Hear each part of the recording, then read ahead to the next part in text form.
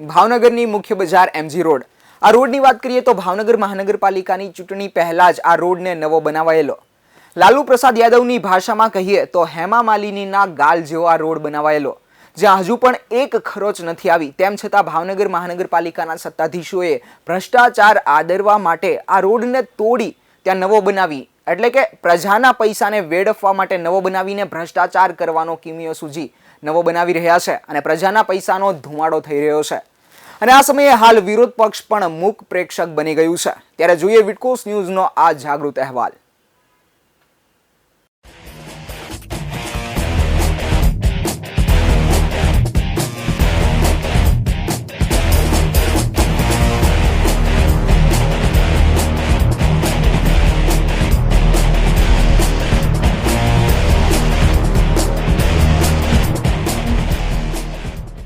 ભાવનગર મહાનગરપાલિકાના સત્તાધીશો અને અધિકારીઓની મિલીભગતથી ભ્રષ્ટાચાર આચરવાના નવા નુસ્ખા ગોતી કાઢે છે. રજવાડા સમયનો મેઇન બજાર એટલે કે એમજી રોડ આરસીસી નો બનાવવામાં આવેલ, પરંતુ આ રોડને ખરચ પણ આવી નથી. જે તે સમયે રજવાડાના સમયમાં આ રોડમાં ભ્રષ્ટાચાર થયેલો નથી, પરંતુ આ રોડમાં ધાગડ ધીંગડ અને ભ્રષ્ટાચાર આચરવા માટે પેવર રોડ કરેલો, જે છેલ્લા 5 વર્ષમાં સતત 3 થી 4 વખત કરવામાં આવેલ અને ગત 2015 નગરપાલિકાની ચૂંટણી જીતવા માટે 1 વર્ષ પહેલા બનાવેલો આ રોડને જરાય પણ ખર્ચ આવી નથી. જ્યારે બિહારના લાલુ પ્રસાદ યાદવની ભાષામાં કહીએ તો હેમા માલિનીના ગાલ જેવો આ રોડ બનાવેલો છે. હવે છેલ્લા 3 દિવસથી આ રોડ ઉપર ડામરનો ભાગ તોડવાનું શરૂ કર્યું છે અને નીચે આરસીસી રોડ એવો ને એવો જ છે. છતાં આ રોડ 1 કરોડ ને 75 લાખના ખર્ચે નવો રોડ બનાવવામાં આવી રહ્યો છે.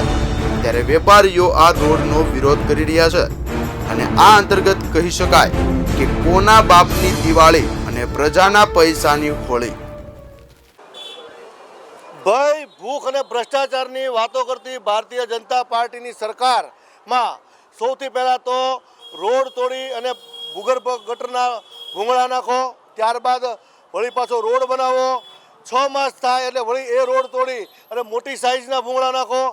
આ રીતે ક્યાં પ્રજાના પૈસા વેડફવા એ સિવાય બીજો કોઈ ધંધો નહીં કરતા ભાવનગર મહાનગરપાલિકાના ચેરમેન, મેયર સહિત શાસક અને અધિકારીઓ માત્ર ને માત્ર ભ્રષ્ટાચારની ગંગા વહી રહી છે.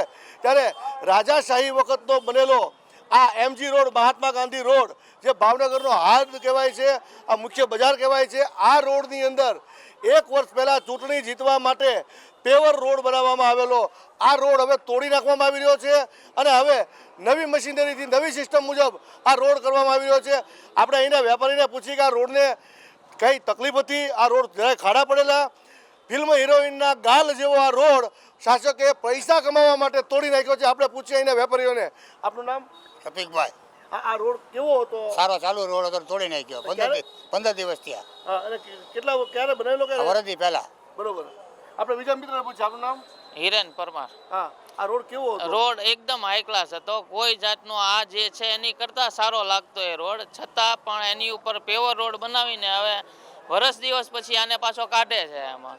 બરોબર. હા, અને આ અગાઉ પહેલા પણ રોડ સારો હા, સ્ટેટ વખતનો road high class RCC road હતો. અત્યારે જે નીચે તમે જુઓ છો એ આરસીસી રોડ હાઈ ક્લાસ છે, એમાં કોઈ જાતની જરૂર કરવાની નહોતી, છતાંય તે પાછો પેવર રોડ કર્યો ને હવે એ તોડીને એની ઉપર જે કરે એ કોર્પોરેશન.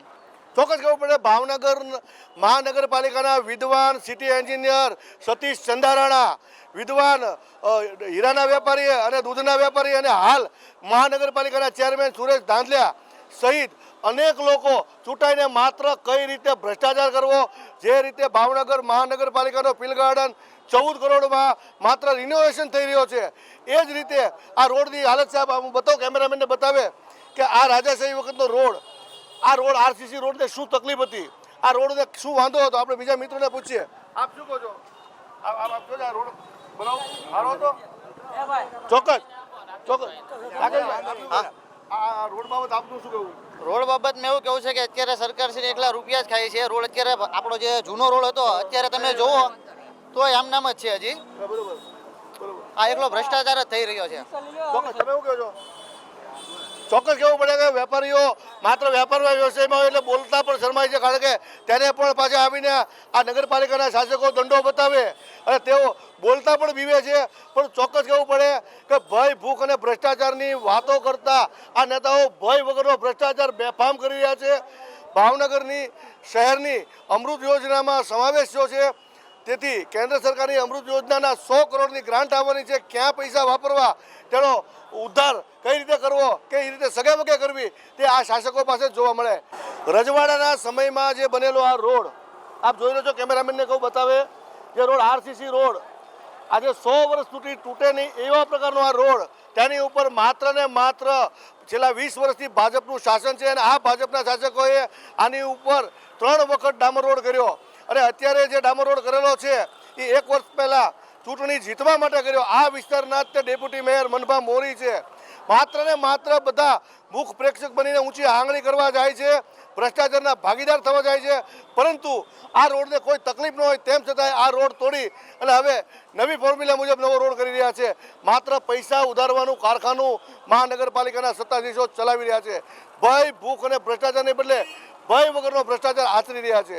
આ બાબતમાં મહાનગરપાલિકાના એમડી મકવાણા શું કહે છે કે રજવાડાના સમયનો આ રોડ બનાવેલો એ તોડવામાં આવી રહ્યો છે તે વાત તેઓ સ્વીકારે છે અને સાથોસાથ ભ્રષ્ટાચાર ઓછો થાય છે તેવું પણ કહી રહ્યા છે. પરંતુ ભ્રષ્ટાચાર થાય છે તે હકીકત છે. એના ઓલા કળથિયા છે એને રોડ વિભાગમાં ખરાબ કામ હતું તો બ્લેકલિસ્ટ કર્યો અને ડિપોઝિટ પાછી આપી દીધી. ડિપોઝિટ નથી હતી, ખાલી વ્હાઇટ લિસ્ટ કર્યા એટલું, ડિપોઝિટ નથી હતી. બે બ્લેકલિસ્ટ કરેલો એને વ્હાઇટ લિસ્ટ કર્યો, બ્લેકલિસ્ટ માંથી. એટલે સારો છે એવું કીધું. ખરાબ પેલા ખરાબ હતો, ઉપર ચૂનો પેલા એને ઓલો કાળો કલર માર્યો હતો ને, હવે ચૂનો ચોપડ્યો. પેલા ડામર માં ડીઝલ કે કેરોસીન નાખ્યું હતું એટલે બ્લેકલિસ્ટ કરેલું. હવે આમાં ચૂનો નાખીને વ્હાઇટ કર્યું. વ્હાઇટ કર્યું, બરોબર. એટલે એના માટે પછી કઈ આમનામ તો થયું જ ન હોય ને.